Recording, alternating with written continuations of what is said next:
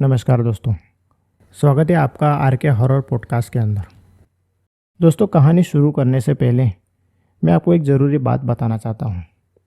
दरअसल इस चैनल के पहले मेरा एक और चैनल था, डार्क टेल नाम का, लेकिन कई महीनों पहले ही वो चैनल फ्रीज हो चुका था।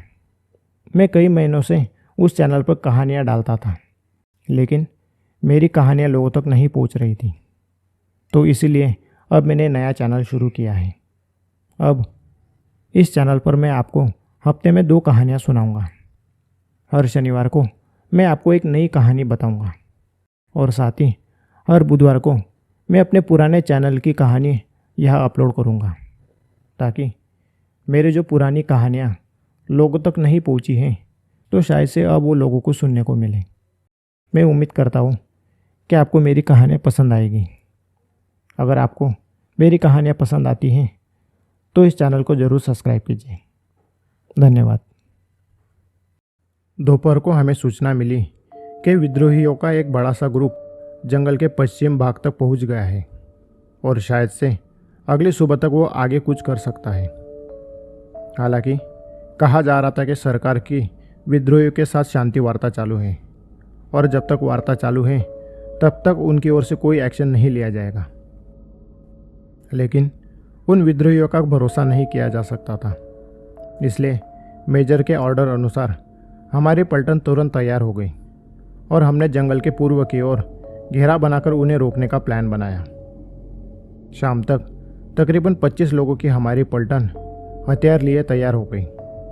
हालांकि विद्रोहियों की संख्या हमसे 2 गुनी थी और उनके पास हथियार भी काफ़ी मात्रा में थे, लेकिन हमारी तैनाती वहाँ सिर्फ इसलिए थी कि अगर रात को वो जंगल के माध्यम से आगे बढ़ने की कोशिश करें तो हम उन्हें सुबह होने तक रोक सकें, क्योंकि अगली सुबह तक और 3 पलटन हमारी मदद के लिए पहुंचने वाली थी।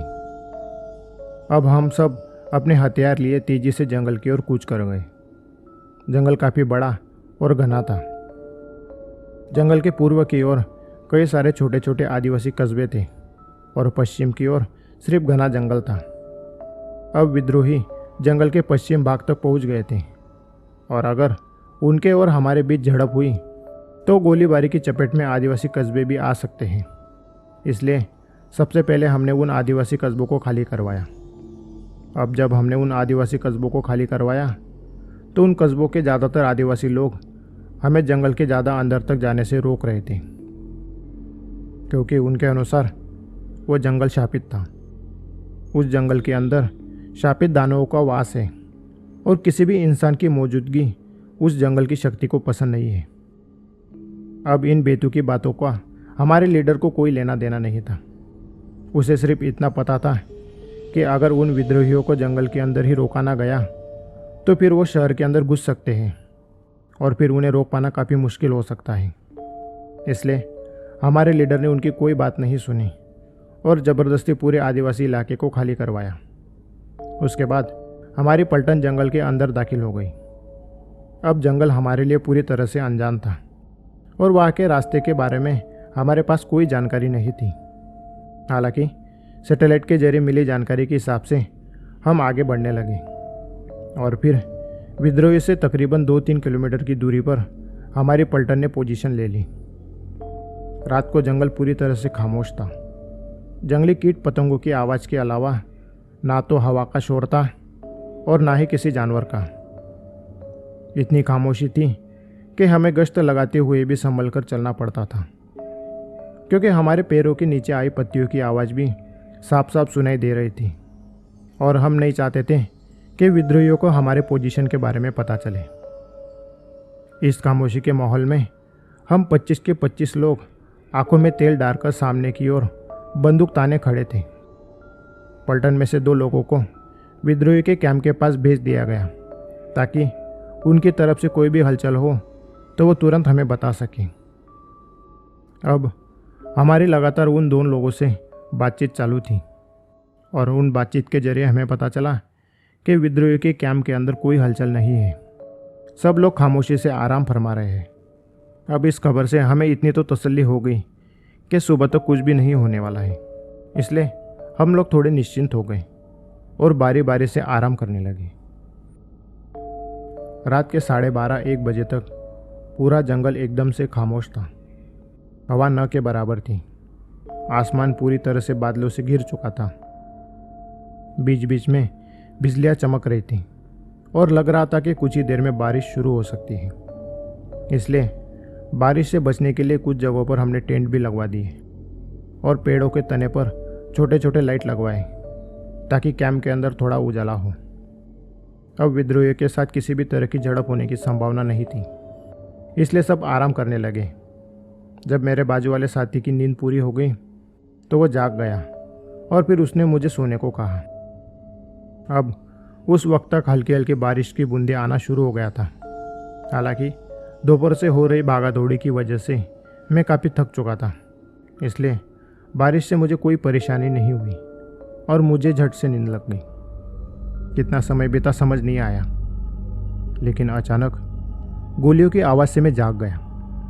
हड़बड़ाकर जागते हुए मैंने अपनी बंदूक उठाई, लेकिन जब पूरा होश आया तो पता चला कि गोलियों की आवाज़ विद्रोहियों के कैंप से आ रही थी, और वो भी थोड़ी बहुत नहीं बल्कि अंधाधुंध तरीके से हेवी फायर हो रहा था। अब उन गोलियों की आवाज़ से पलटन के सारे लोग अपने अपनी पोजीशन में बंदूक ताने बैठ गए। हालांकि किसी को भी कुछ भी समझ नहीं आ रहा था कि वह हो क्या रहा है, विद्रोहियों पर किसने हमला किया, क्योंकि उस जंगल में सिर्फ हमारे ही पलटन थी और हमें बताए बगैर दूसरी पलटन हमला नहीं कर सकती। अब हम सब काफ़ी उलझन में थे, इसलिए टीम लीडर ने मुझे उन दोनों लोगों से बात करने को कहा जिन्हें विद्रोही के कैंप के पास निगरानी के लिए भेजा गया था। मैंने उनसे कांटेक्ट किया और वहाँ क्या हो रहा है इस बारे में पूछा, तो उन्होंने बताया कि वहाँ रात को अचानक कुछ लोग चिल्लाने लगे। देखते ही देखते चिल्लाने की आवाज़ बढ़ने लगी। लग रहा था जैसे उन लोगों पर किसी ने हमला किया हो, और फिर अचानक अंधेरे में वो लोग फायर करने लगे। अंधाधुंध तरीके से चारों ओर गोलियां बरसाने लगे और जंगल के अंदर कहीं भी दौड़ने लगे। हालांकि वो दोनों काफ़ी दूरी पर थे, इसलिए वहाँ अंधेरे में क्या हो रहा था और उन पर किसने हमला किया था उन दोनों को भी नहीं पता।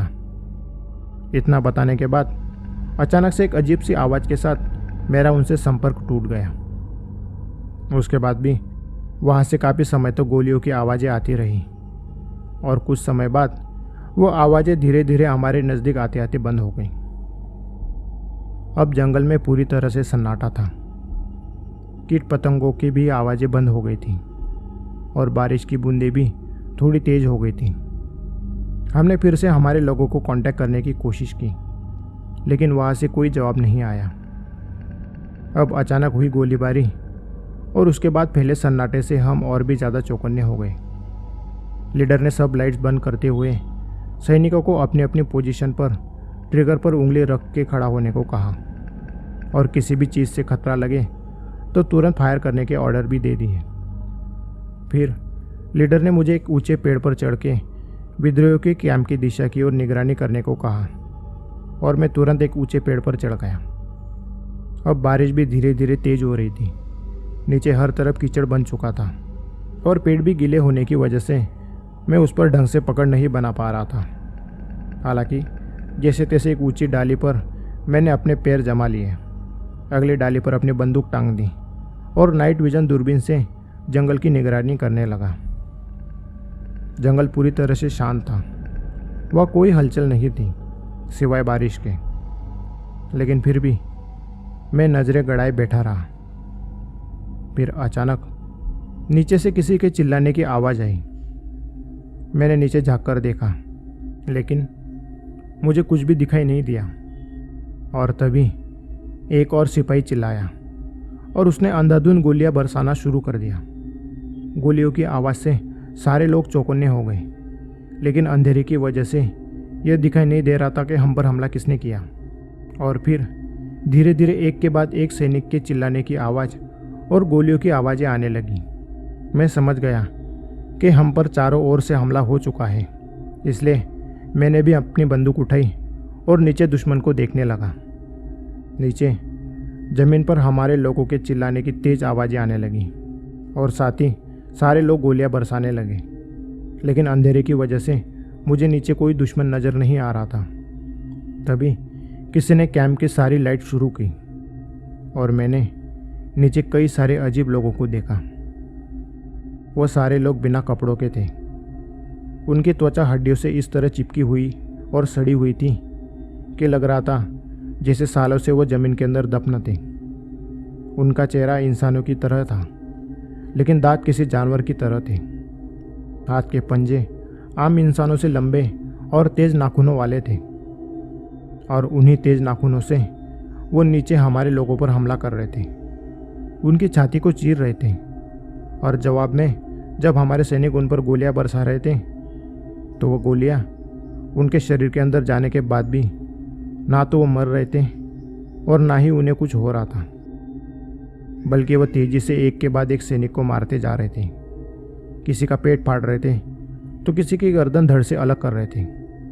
चारों तरफ सैनिकों की चीखें, गोलियों का शोर और खून फैला हुआ था। गिरते बारिश की वजह से वहाँ का पूरा कीचड़ लाल हो चुका था।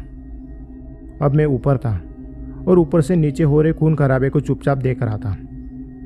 मेरे पास बंदूक थी, लेकिन मैं समझ गया था कि वो कोई आम इंसान नहीं बल्कि दानव है, जिनका जिक्र आदिवासी लोगों ने किया था। उन पर गोलियां बरसाने का कोई मतलब नहीं था। उल्टा मैं गोलियां चलाता तो शायद वो मुझे देख लेते। अब मुझे अपनी जान बचाने के लिए चुपचाप वहीं पर बैठना था। हालांकि तेज बारिश की वजह से पूरा पेड़ गीला और फिसलन भरा हो चुका था, और नीचे का खून खराबा देख मैं डर के मारे काँप रहा था, जिस वजह से पेड़ पर पकड़ बनाना मेरे लिए काफ़ी मुश्किल हो गया था। लेकिन मैं मरना नहीं चाहता था, इसलिए जी जान लगाकर मैं वहाँ पकड़ बनाने की कोशिश कर रहा था। नीचे काफ़ी देर तक खून खराबा होता रहा। काफ़ी देर तक गोलियों की आवाज़ें आ रही थी, लेकिन फिर धीरे धीरे आवाज़ें कम होती गई और फिर शांति छा गई। अब वहाँ ना ही गोलियों की कोई आवाज़ थी और ना ही लोगों के चिल्लाने की, बस एक अजीब तरह की जानवर जैसी गुर्राने की आवाज़ थी। मैंने बिना आवाज़ किए नीचे झांक कर देखा तो लाइट के उजाले में पूरी ज़मीन लाल रंग के खून से सनी हुई थी। जगह जगह पर हमारे सैनिकों के खून से सनी लाशें पड़ी हुई थी। किसी का पेट फटा हुआ था तो किसी की गर्दन धड़ से अलग हो चुकी थी, और वो दानव हर लाश से खून चूस रहे थे। वहाँ मेरे अलावा और कोई जिंदा नहीं था, और मेरे जिंदा रहने की उम्मीद तब तक ही थी जब तक कि वो मुझे देख ना ले। इसलिए मैं एकदम से खामोश पेड़ की डाली से चिपका बैठा रहा। देर रात तक वो दानव हर सैनिकों के शरीर को फाड़कर उनका खून पी रहे थे, और फिर धीरे धीरे उनकी आवाज़ें भी बंद हो गई। उसके बाद कितना समय बीता पता नहीं, लेकिन हल्की हल्की रोशनी आसमान में फैलने लगी। सूरज की रोशनी ज़मीन पर पड़ने लगी, और रात को हुए उस खौफनाक घटना का पूरा दृश्य मेरे आंखों के सामने अब साफ साफ दिखाई दे रहा था।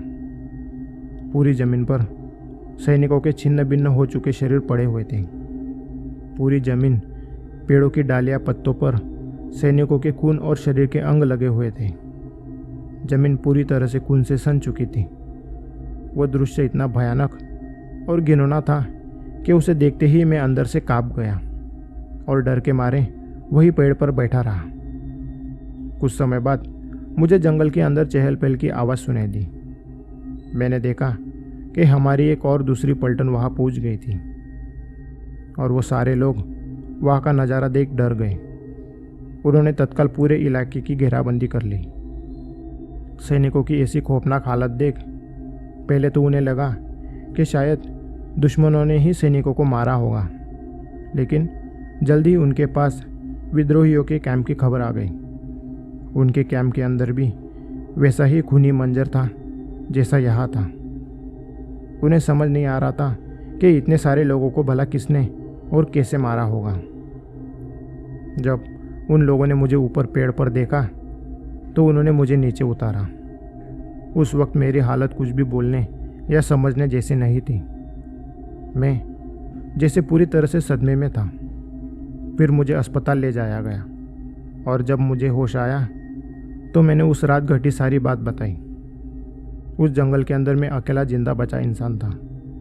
मुझे उम्मीद थी कि वो मेरी बात को समझेंगे, लेकिन समझने की बात तो दूर, उन्हें मेरी किसी भी बात पर भरोसा नहीं हुआ। उन्हें लगने लगा कि मैं सदमे के कारण पागल हो चुका हूँ। उसके बाद सरकार ने उस खून खराबे की पूरी रिपोर्ट ही बदल दी।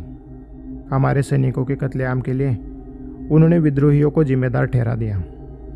हालांकि उस रात का सच मैं जानता था, और शायद से सरकार भी जानती थी, लेकिन शायद वो किसी को बताना नहीं चाहते थे।